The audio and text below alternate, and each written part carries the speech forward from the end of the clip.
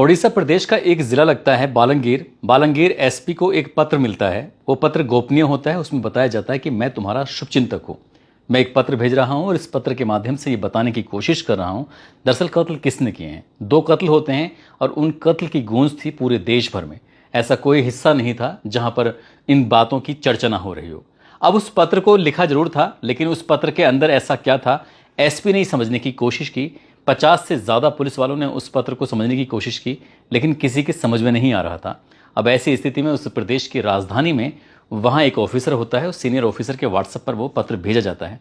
जैसे ही उस senior officer को वो पत्र मिलता है तो उस पत्र को पढ़ने लगते हैं। दरअसल उस पत्र में महज 130 शब्द लिखे हुए थे, लेकिन उस ऑफिसर ने उस पत्र को लगभग 100 बार से भी ज़्यादा पढ़ा होगा। और पढ़ने के बाद वो सोचने पर मजबूर हो जाते हैं कि आखिरकार ये कहना क्या चाहता है।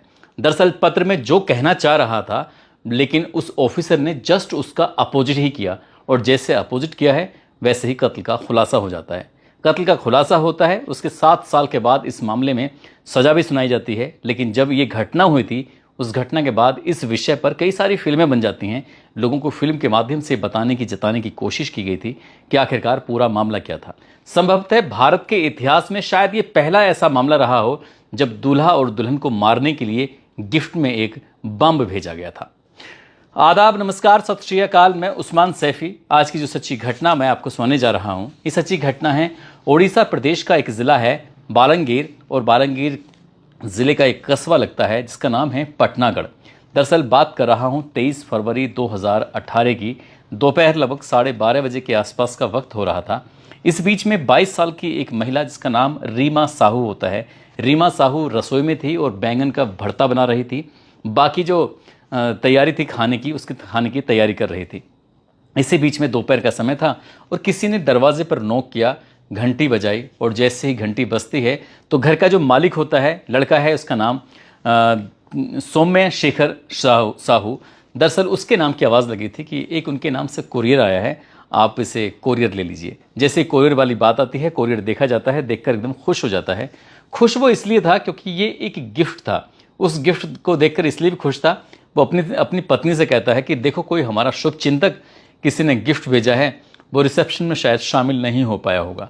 दरअसल 18 फरवरी 2018 को रीमा की और सौम्य साहू की शादी हुई थी। दरअसल ये सौम्य साहू जो होता है वो सॉफ्टवेयर इंजीनियर और बेंगलोर की एक जापानी कंपनी थी, उस कंपनी में काम कर रहे थे। रीमा साहू से शादी 18 तारीख को होती है और 20 फरवरी 2018 को इनका रिसेप्शन था। बहुत सारे मेहमान आए थे, बहुत सारे गिफ्ट आए थे, लेकिन ये गिफ्ट थोड़ा लेट आया। शादी को भी 5वां दिन था। जैसे गिफ्ट आता है वो खुशी खुशी उसे लेके जाते हैं। कुछ देने वाली बात आती है तो कोरियर वाला कहता है कि साहब पैसे से सब जमा है, आपको कुछ भी देने की ज़रूरत नहीं है।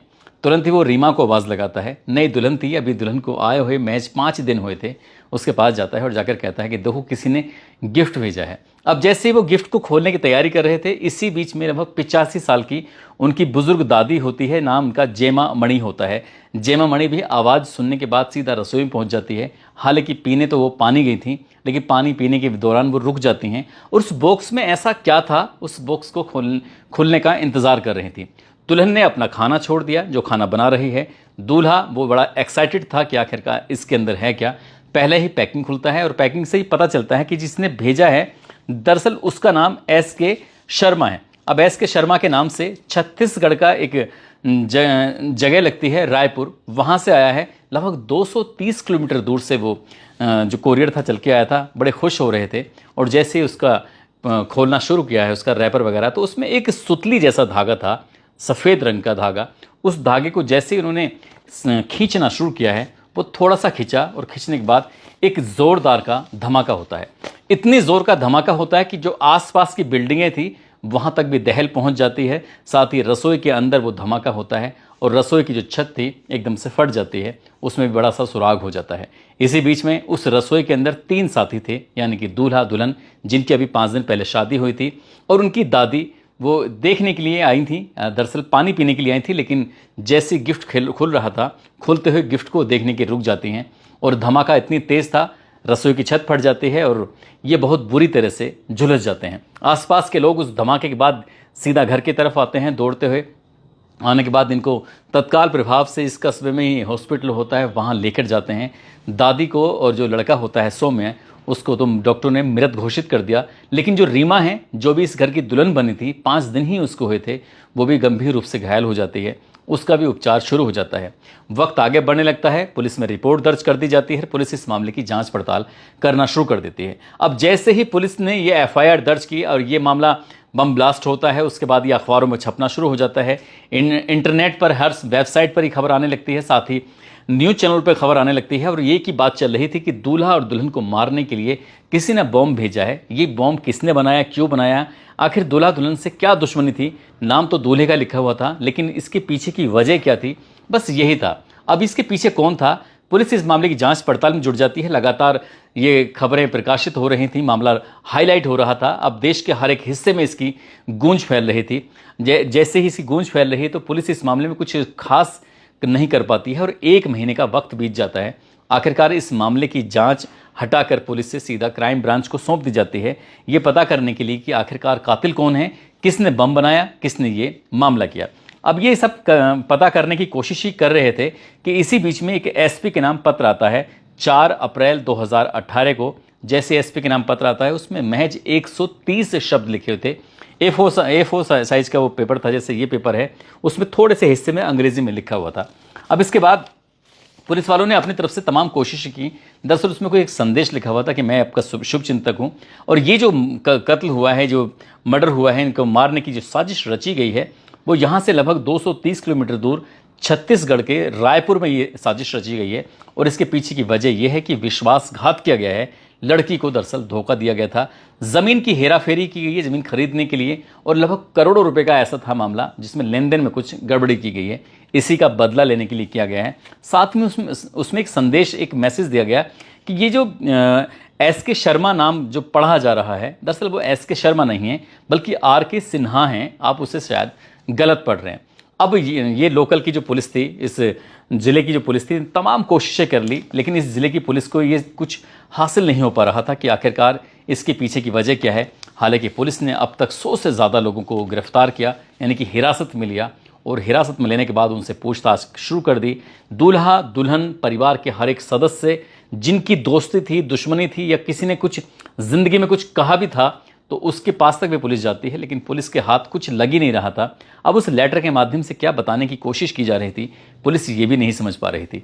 तभी वो लेटर, भुवनेश्वर में एक ऑफिसर होते हैं, उस ऑफिसर को ये लेटर भेजा जाता है, और उस ऑफिसर का नाम होता है अरुण बोथरा। दरअसल अरुण बोथरा ने जब उस लेटर को पढ़ना शुरू किया है, तो शुरू से वो लेटर पढ़ते थे, आखिर तक आते थे, पढ़ते थे, आखिर तक आते थे।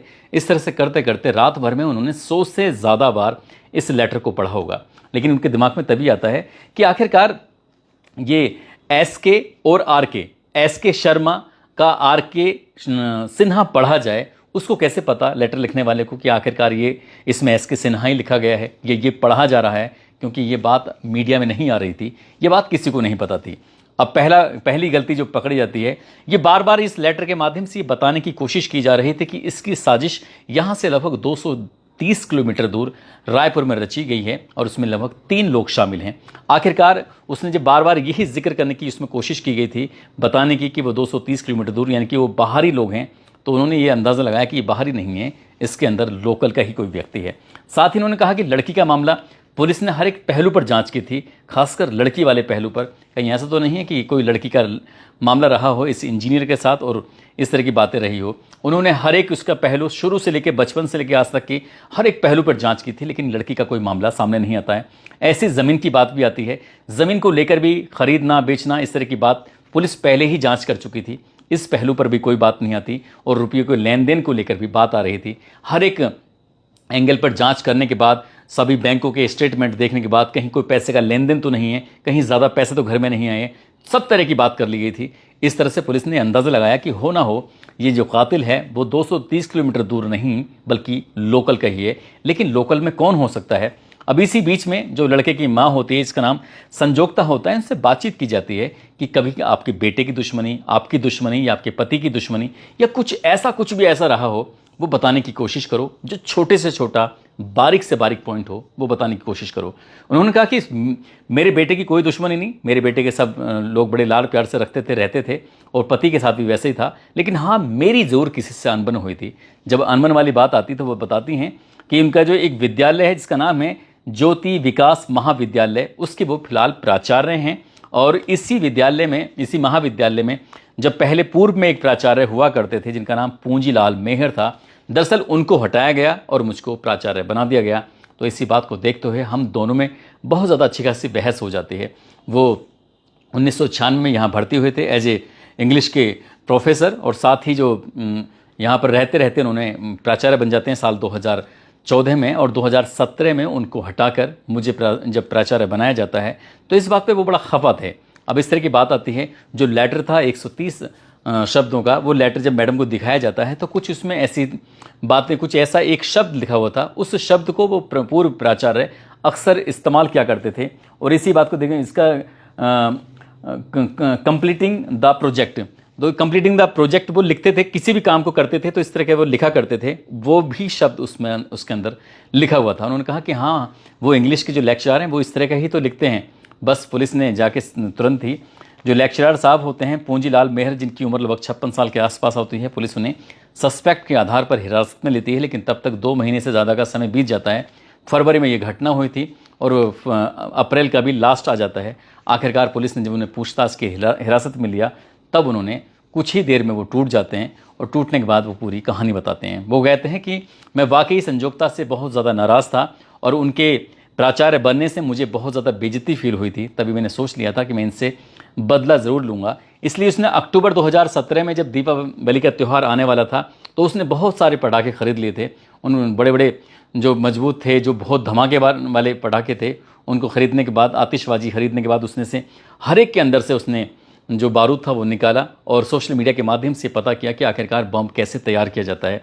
उस प्रोफेसर ने बम तैयार किया और बम तैयार करने के बाद इसी बीच में उसको पता चलता है कि फरवरी 2018 में बेटे की शादी है, तो वो शादी में भी आता है और उसने यहाँ अपना मोबाइल छोड़ता है। सब कुछ मोबाइल छोड़ने के बाद और 230 किलोमीटर दूर जाता है अलग साधनों से, अलग माध्यमों से, और एक ऐसी कोरियर की शॉप पर जाता है जहाँ पर कोई CCTV कैमरा नहीं लगा हुआ था। तब उसने CCTV कैमरे से बचने के लिए आखिरकार उसने कोरियर किया बहुत दूर से, और कोरियर करने के बाद उसको भेज दिया। लगभग 650 किलोमीटर अलग अलग जगहों पर वो सफ़र करता है, कभी बस में तो कभी किसी वाहन में, लेकिन कोई ऐसा धमाका नहीं होता। बस उस धमाका इस तरह से वो तैयार किया गया था, जैसे वो खुलेगा तुरंत ही धमाका हो जाएगा। आखिरकार प्रोफेसर साहब ने जो अपना काम किया था, और ये जो कोरियर था वो अपने टाइम पे पहुंच चुका था, यानी कि 18 को शादी थी और 20 तारीख को ये कोरियर डिलीवर होने वाला था। और जैसे डिलीवरी बॉय इसको देने के लिए आता है तो इसी बीच में रिसेप्शन का प्रोग्राम चल रहा था, मेहमान बहुत सारे थे घर के अंदर। तो कोरियर वाले ने सोचा कि क्यों परेशान किया जाए, ये किसी से पूछा था उसने कि ये सौम्य से बात करनी है। वो कहते हैं कि सौम्य तो दूल्हा बना हुआ है। ऐसी स्थिति में उसने सोचा कि अभी देना सही नहीं है, जब ये रिसेप्शन से फ्री हो जाएंगे तो 1-2 दिन के बाद आकर दे जाएगा। यदि उस कोरियर वाले ने उस दिन सेम डे जिस दिन वो पहुंचा था, रिसेप्शन था, उस दिन दिया होता तो शायद ये और बड़ा हादसा हो सकता था और बड़े लोग, उसमें ज़्यादा संख्या में लोग मारे जा सकते थे। लेकिन दूल्हा भी मर गया, उसकी दादी भी मर गई, रीमा ज़रूर ठीक हो जाती है।